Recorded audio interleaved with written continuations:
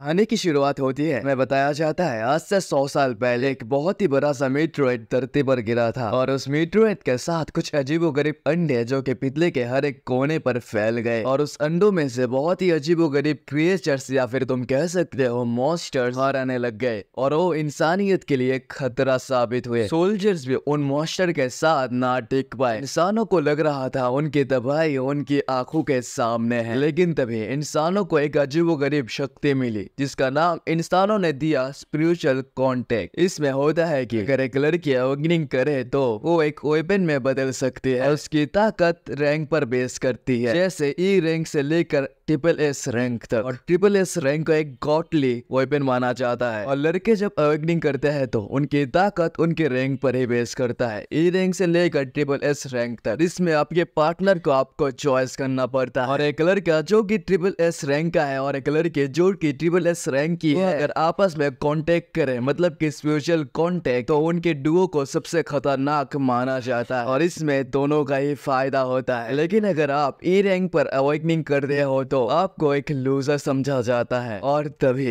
इंसानों को यह ताकत मिलने के बाद उन्होंने इस ताकत के मदद से उन मॉन्स्टर का सामना किया और पहली बार इंसान लग रहा था मॉन्स्टर से जीत रहे थे और मॉन्स्टर को हराते हुए उनको 100 साल हो जाते हैं। लेकिन मॉन्स्टर के आधी पॉपुलेशन भी अभी खत्म नहीं हो पाई क्योंकि अभी इंसानों से ज्यादा मॉन्स्टर का पॉपुलेशन बढ़ चुका है। और अभी सीन प्रेजेंट में आता है और हम देखते हैं किलर के एक टावर के सामने अवेकनिंग होने के लिए जाता है और वो जब अवेकनिंग कर देती है तब उसका रैंक होता है ई रैंक। और मैं आपको बता दूं एक स्कूल है जिसमें आपको ट्रेनिंग दिया जाता है मॉन्स्टर से लड़ने का। और ई रैंक में अवेकनिंग करने के कारण वहाँ के जो स्टूडेंट है उस लड़की पर हंस रहे होते हैं। और तभी बारी आता है हमारे हीरो के गर्लफ्रेंड का, वो भी अवेकनिंग करने के लिए उस टावर के सामने जाती है। इस टावर पे अगर आप लोग अवेकनिंग करोगे तो वो टावर आपकी रैंक को बताता है, मतलब कि आप किस रैंक पर अवेकनिंग हुए हो। इसी कारण सभी लोग उस टावर के सामने जाते हैं और अवेकनिंग करते हैं क्योंकि वो लोग उनके रैंक को जानना चाहते हैं। तभी उस स्टोन में से बहुत ही ज्यादा रोशनी बाहर निकलता है। इस रोशनी को देखने के बाद सभी को समझ आ जाता है कि जाओमी ने S रैंक अवेकनिंग किया है और जाओमी एक स्पीयर में बदल सकती है। उसके स्पीयर वाले रूप को देखकर एग्जामिनर कहते हैं तुमने तो S रैंक अवेकनिंग किया है और ऊपर से तुम एक रेयर वेपन में बदल सकती हो। वहाँ के जो कुछ स्टूडेंट हैं जिनको नहीं पता कि जाओमी का एक बॉयफ्रेंड भी है, वो लोग कह रहे होते हैं यार इस जाओमी को तो मुझे पटाना पड़ेगा क्योंकि मैं इसके साथ स्पिरिचुअल कांटेक्ट करना चाहता हूँ। लेकिन तभी उसके साथी वाला बंदा कहता है अरे यार तू नहीं बना सकता क्योंकि तुझे पता नहीं क्या उसका पहले से ही एक बॉयफ्रेंड है। और तभी जाओमी एटीट्यूड दिखाते हुए आकाश के सामने जाती है और आकाश के सामने जाने के बाद तो आकाश से कहती है मुझे नहीं लगता कि तुम मेरे वर्ती हो, क्या बता कि तुम ए रैंक में भी अवेकनिंग करोगे या नहीं। इसी कारण मैं हमारे रिलेशन को तोड़कर आज तुमसे ब्रेकअप करती हूँ। ब्रेकअप करने के बाद जाओमी वहाँ से चली जाती है और वहाँ के जो बाकी के स्टूडेंट हैं वो इस सीन को देखकर बहुत ही ज्यादा खुश हो रहे होते हैं और आपस में बातें कर रहे होते हैं जाओमी ने बहुत ही अच्छा एक काम किया। तभी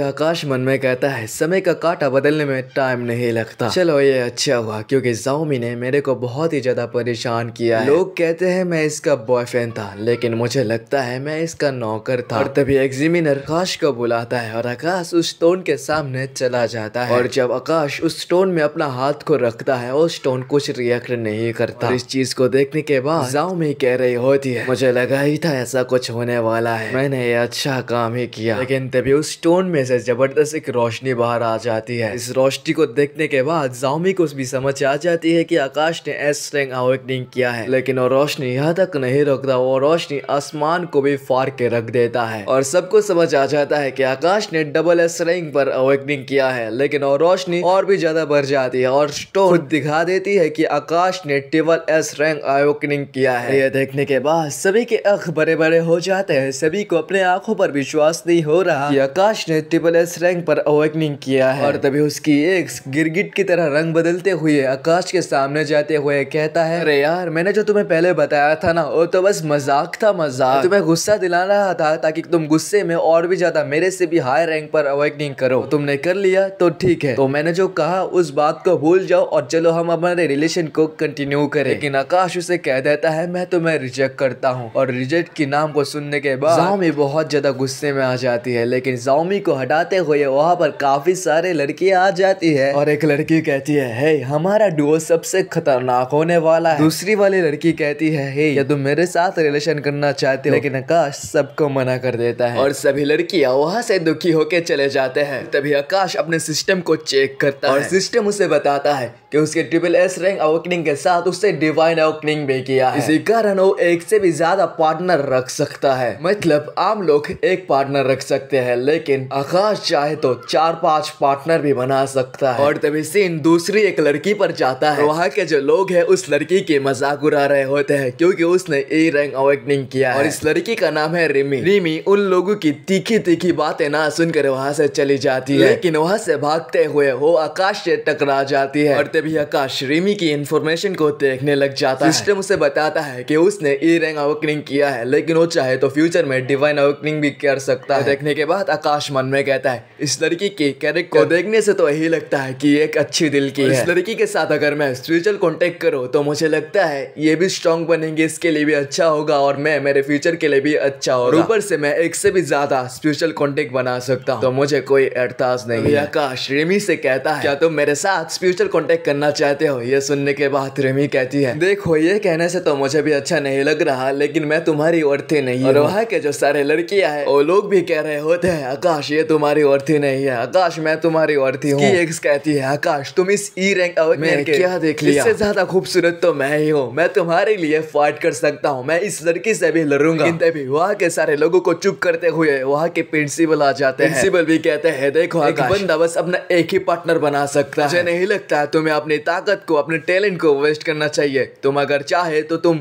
अपने गर्लफ्रेंड के साथ भी स्पिरिचुअल कांटेक्ट कर सकते हो क्योंकि उसने S रैंक अवेक किया। लेकिन तुम अभी जिसके साथ कांटेक्ट बनाना चाहते हो एक E रैंक अवेकनर है तो मुझे नहीं लग रहा है तुम्हारे फ्यूचर के लिए भी सही होगा, हमारे लिए भी सही नहीं है क्योंकि हम एक ताकत और कपल को खो देंगे। रिमी भी कहती है देखो आकाश सब लोग सही कह रहे हैं, मैं तुम्हारे सच में वर्ती नहीं। लेकिन उसके बाद को कट कर वहाँ पर एक और बंदा आ जाता है जो जाओई मतलब आकाश के एक्स का गॉडफादर है। जाओई की गॉडफादर आकाश को डराते हुए कहता है तुम्हारी हिम्मत कैसे हुई, तुम SSS रैंक अवेकनर होने के बाद जाओई को कैसे बुली कर सकते हो? हाँ तुम एक टैलेंटेड बंदे हो लेकिन तुम्हारी औकात नहीं है कि तुम मेरे गॉड डॉटर की बेइज्जती कर सके हो। पीछे खड़ी जाओई तो ऐसे ही खुश हो रही है। मैं तुम लोगों को जाओई के गॉडफादर का थोड़ा इन्फॉर्मेशन बता देता हूँ कि इसका नाम है जाओहू और ये एक ब्लू सिटी का गार्डियन है, इसी कारण ही ये इतना उड़ रहा है। लेकिन तभी वो बंदा जाओई को मारने के लिए अपना हाथ बढ़ाता है लेकिन उसके हाथ को कोई रोक देता है और ये होता है प्रिंसिपल। उसे कहता है देखो जाहू तुम यहाँ पर अपनी कोई पावर को नहीं दिखा सकते,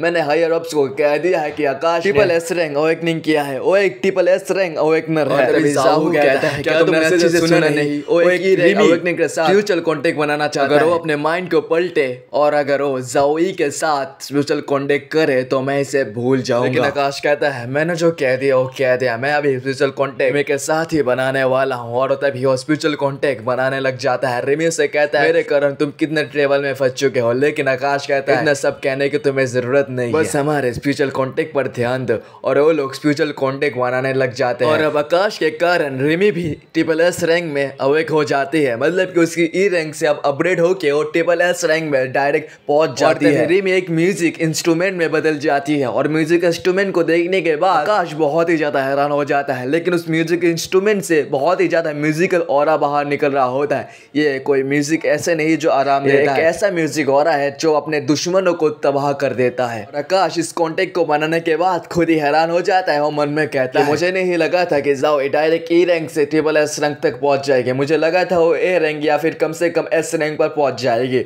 लेकिन वो डायरेक्ट मेरे लेवल पर आ गई। और उसके म्यूजिक इंस्ट्रूमेंट मतलब वो ट्रांसफॉर्म होने के बाद उससे तो एक अलग ही मर्डर्स और म्यूजिक और जो अपने सारे दुश्मनों को तबाह कर देगी, ऐसा एक ऑरा फील आ रहा है मुझे। और तभी रिमी अपने असली फॉर्म में आ जाती है और अपने असली फॉर्म में आ जाने के बाद अपनी बॉडी को देखने लग जाती है, क्योंकि उसे विश्वास नहीं हो रहा ई रैंक से ट्रिपल एस रैंक तक पहुंच गई है। इसी कारण वो आकाश का भी शुक्रिया कहता है और सभी लोग ये सब कुछ देने के बाद वहां से चले जाने लगते हैं। लेकिन ज़ाओई अपने गॉडफादर को कहने लग जाती है, देखा अपने गॉडफादर, उसने मुझे कितना ज्यादा बुली किया। ये सुनने के बाद उसका गॉडफादर कहता है इसके बारे में टेंशन करने की कोई जरूरत नहीं, क्योंकि वो अभी मेरा भी दुश्मन बन चुका है मेरी बात तो ना सुनकर। लेकिन ये बात अभी साइड पर रख है, मैं अभी जो काम तुम्हारे लिए करने वाला हूं मुझे कैसे रिपे करोगे। ज़ाओई कहती है देखिए गॉडफादर, मेरे पास एक अच्छा जगह है जहां पर मैं आपको रिपे कर सकता हूं। सीन शिफ्ट होता है और हमें इंटरनेट को दिखाया जाता है। इंटरनेट में अब आकाश का जलवा है, मतलब कि उसकी बातें हर जगह चल रही है। एक बंदे ने ट्रिपल एस रैंक अवेकनिंग किया है, लेकिन उसने अपने पार्टनर के तौर पर एक ई रैंक अवेकनर को चॉइस किया है, मतलब उसके साथ उसने म्यूचुअल कॉन्टेक्ट बना लिया है।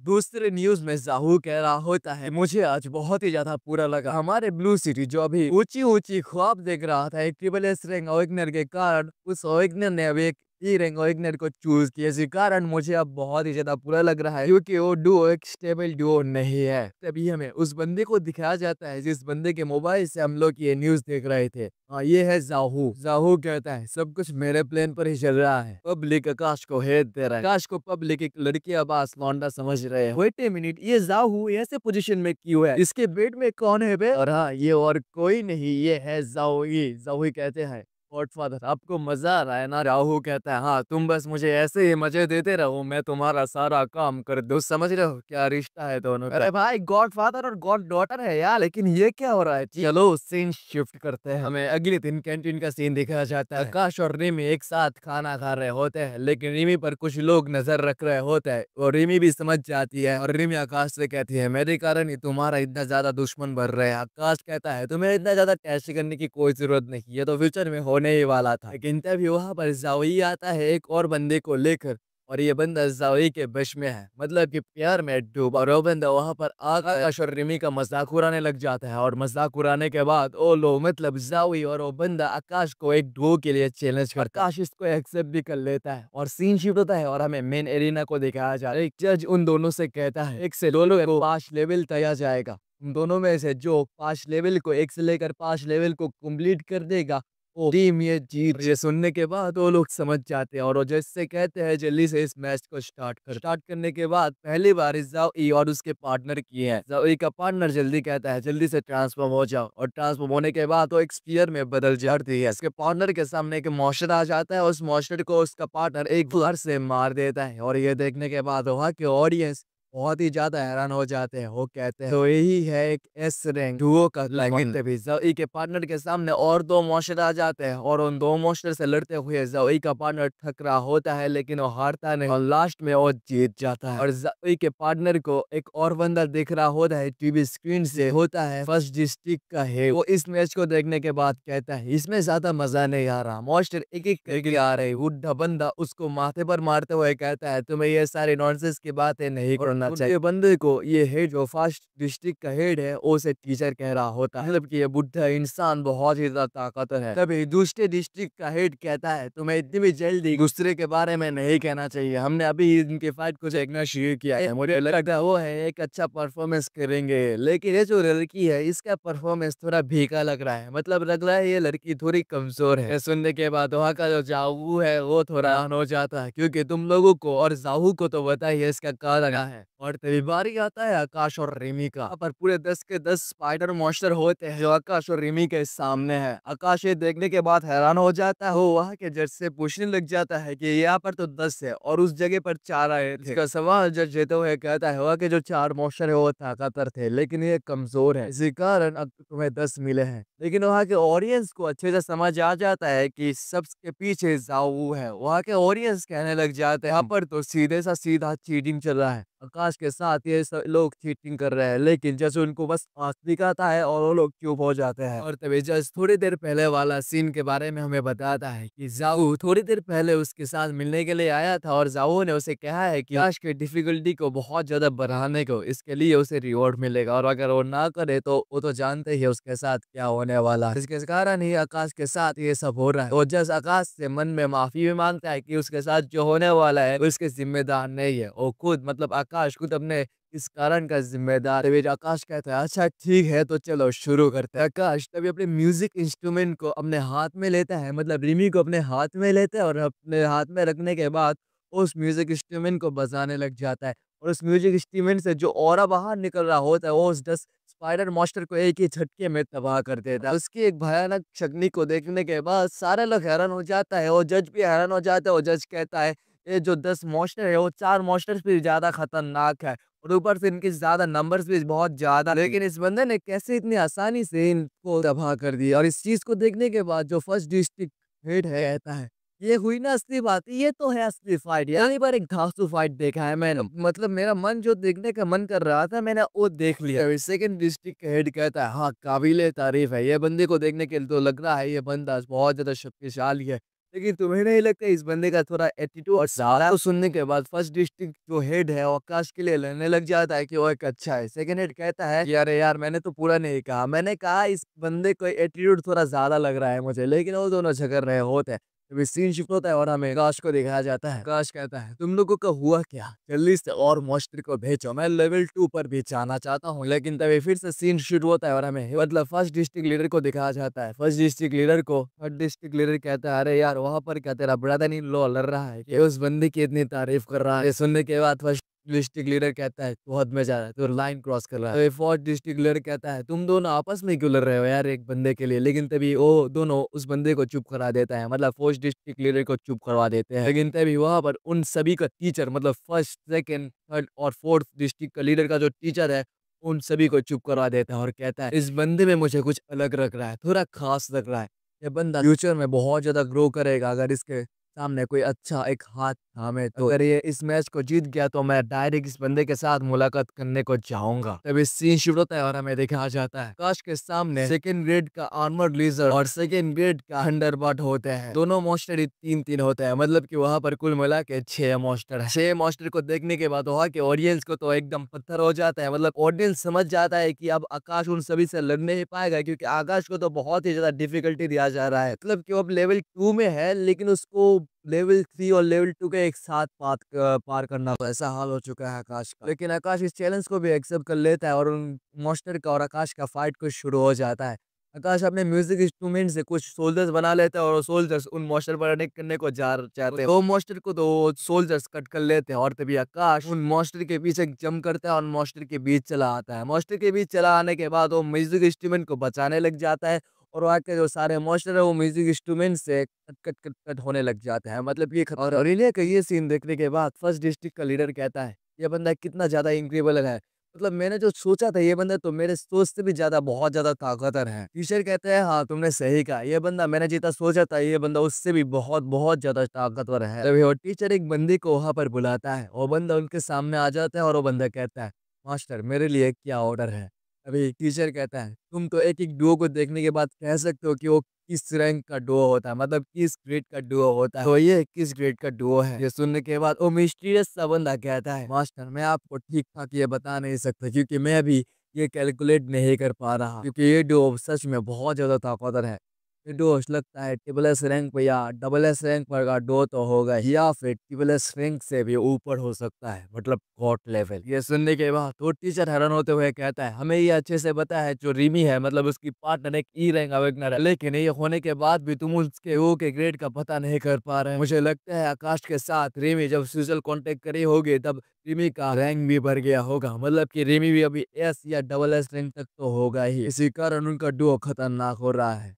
और तभी हमें एरिना का सीन दिखाया जाता है, हम देखते हैं एरिना में आकाश ने थर्ड लेवल को भी पार कर लिया और उसके सामने अब फोर्थ लेवल है। फोर्थ लेवल में कुछ फायर मॉन्स्टर है, लेकिन तभी आकाश उस जज से कहता है कि मुझे कुछ टाइम चाहिए, मुझे अपने आप को और रिमी को थोड़ा रिकवर करने के लिए समय चाहिए। और ये सुनने के बाद उस जज को मारना भी पड़ता है क्योंकि इस फाइट को ऑडियंस देख रहे हैं और ऑडियंस के अलावा भी ये ऊपर वाले लोग भी देख रहे हैं, मतलब कि हायर अप, इसी कारण वो बंदा मान भी जाता है। और तभी आकाश अपने आप को और रिमी को हील करने को लग जाता है।